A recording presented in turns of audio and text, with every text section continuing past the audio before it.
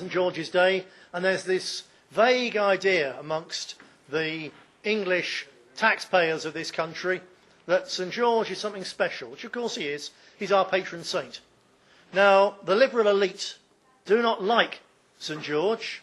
They loathe everything that gives or could give the native people of this country a bit of backbone, a bit of fibre, a bit of pride and self-confidence to enable them, us, to stand up and say, we will not be pushed around any longer.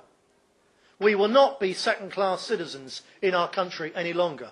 We will not remain silently the people who are only dealt with by the politicians and the ruling elite when they want our taxes. We want a say in running our own country. And something as insubstantial, as mythical as a patron saint is the kind of thing which can spark that change of mentality in an oppressed people, which is what we are. So they want, if possible, to do away with the very idea of St George. And for years, he was a non-person, not celebrated anywhere. But then it's become, from the grassroots up, over the last, 10 years, particularly 5 years, there's St George flags everywhere. There's St George shirts on youngsters everywhere. It's not something which a few old fuddy-duddies would do wearing a red rose on April 23rd. It's something that almost every set of young kids do every single day of their lives in terms of the clothes that they wear, the colours they identify with and so on. So there's this increasing feeling that, yeah, there is something about St George. There is something about being English. And yes, there is. And so the liberal elite have gone from trying to ignore it, they're now trying to pervert it and twist it, as they pervert and twist everything they touch. And the latest you probably heard is they'll say time and time again, oh, St George, isn't it funny the stupid English have a patron saint who's actually Turkish? Ha, ha, ha, how stupid they are. Which isn't the case. St George came from what is now Turkey. But St George was most definitely not Turkish, because there were no Turks in what is now Turkey when St George lived and died. Because the Turks arrived hundreds of years afterwards as conquerors, as immigrants. And so, far from St George being a Turk, and therefore wholly unsuitable for English people who want to preserve their own national identity against a flood from the Third World, and in particular the growing Islamisation of the West, far from being inappropriate, St George is actually the most appropriate patron saint this country could have, because he's the patron saint, really, of people who've lost their own countries through mass immigration. He lost his Turkey, now we're losing our England. He's the perfect patron saint for us in this time.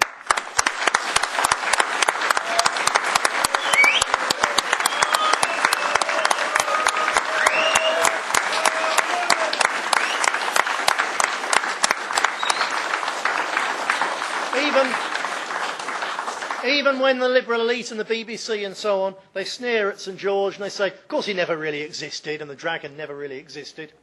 Yeah, that sneer is mirrored in the way that in the last census, we didn't even exist.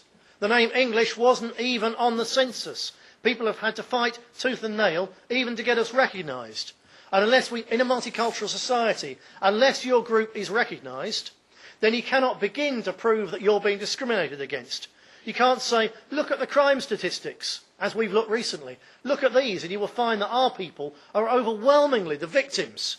If there are no statistics about us, there's no way of proving that we're hard done by, of proving that things are wrong, of proving that things need to be put right.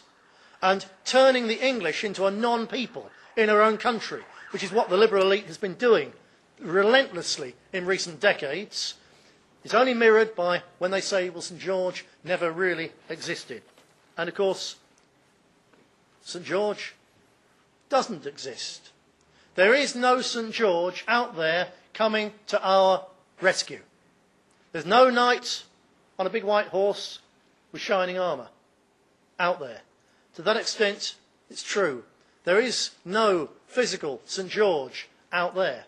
But it doesn't mean that there isn't a St George in emotion, in spirit, in the power to change things.